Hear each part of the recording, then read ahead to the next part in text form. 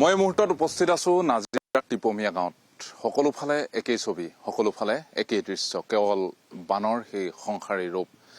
ইয়াত যোৱা 19 তাৰিখে হোৱা প্ৰলয়ংকৰী বান আৰু বানৰ বিভীষিকাই এই সম্পূৰ্ণ অঞ্চলটো সম্পূৰ্ণৰূপে ধুৱাই দিলে।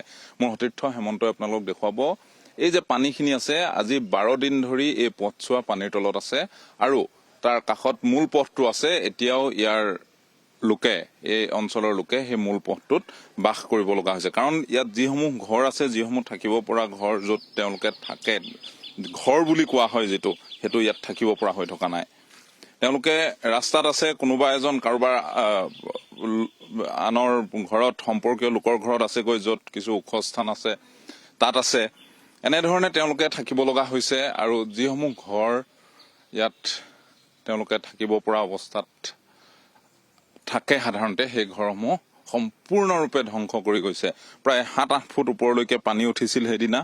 তাৰপিছত কোনেও এটা সম্পদো, তেওঁলোকৰ ঘৰৰ ভিতৰত থকা এটা সম্পদো তেওঁলোকে বচাব নোৱাৰিলে, তেওঁলোকে ৰক্ষা কৰিব নোৱাৰিলে। এইবোৰ দেখিছে আপোনালোকে। এতিয়া পানী কিছু শুকাইছে, শুকোৱাৰ পিছত তেওঁলোকে এপদ এপদকৈ বস্তুসমূহ, সামগ্ৰীসমূহ এনেধৰণে বাহিৰলৈ উলিয়াই থৈছে। তেওঁলোকে কৰিব কি? ইয়াতকৈ তেওঁলোকে হয়তো কৰিবলগীয়া একো উপায় নাই।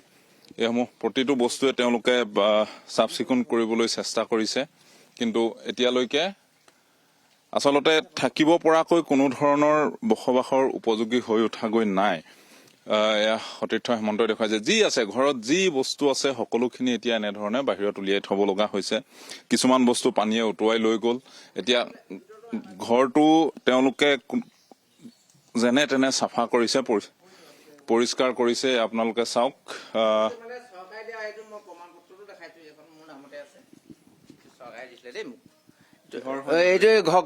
এইটো চৰকাৰী ঘৰ, ৱালখন থাকিলে এইটো মোক মানে চৰকাৰে এৱাৰ্ড এটা দিছিলে, সেইটো ঘৰ বনোৱাৰ কাৰণে দেই।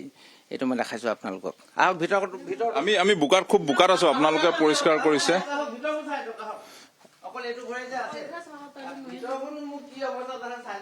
তেওঁলোকৰ আচলতে এয়া চাওক, তেওঁলোকে এয়া চাওক, সতীৰ্থ হেমন্তক মই দেখুৱাবলৈ অনুৰোধ কৰিছো। এয়া হৈছে পলস। এতিয়ালৈকে তেওঁলোকে উলিয়াব পৰা নাই। এনেধৰণে গোটেই ঘৰটো এনেধৰণে পলসে সম্পূৰ্ণৰূপে বন্ধ হৈ গৈছিলে, সম্পূৰ্ণৰূপে পলসে ভৰি পৰিছিলে।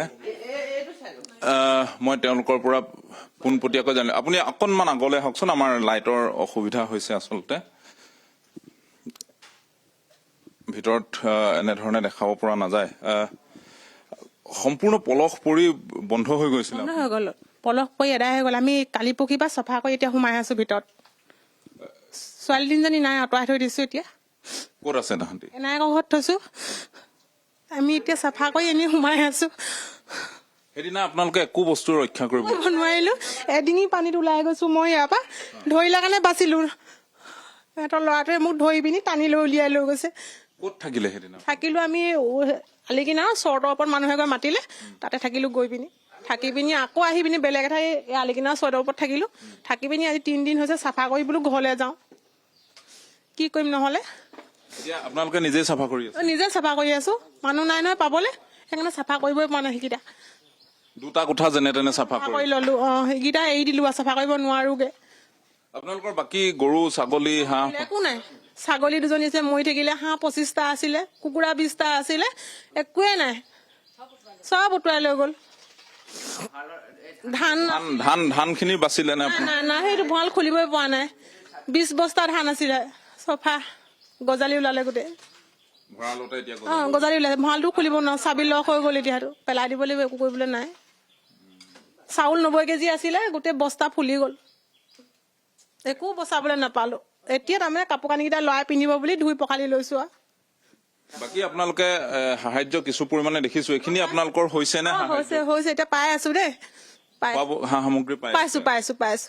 বাকী স্বাস্থ্যৰ কাৰণে যিখিনি ধৰক এতিয়া অসুখ হৈছে, কাৰোবাৰ কিবা হৈছে, মেডিকেল কেম্পত দিছে, সেইবোৰ দিছে। খালি আপোনালোকে ঘৰৰ একো সামগ্ৰী ৰক্ষা কৰিব নোৱাৰে। সেইবোৰ উলিয়াই পেলাই দিলো, বস্তু বাহনি চব। তাকে এতিয়া ধুই পখালি লৈছো, নহলেনো কি কৰিম? পইচা পাতি নাই নহয় কিনিবলৈ। আকৌ আপোনালোকে নতুনকে আৰম্ভ কৰিব লাগিব। ঘৰ হাজিৰা মাৰি খোৱা মানুহে। এয়া হৈছে এই অঞ্চলটোৰ প্ৰত্যেক ঘৰ মানুহ। এয়া আমি উপস্থিত হৈছোহি মাত্ৰ এঘৰ মানুহৰ, এয়া কেৱল এঘৰ মানুহৰ দুখ দুৰ্দশা নহয়।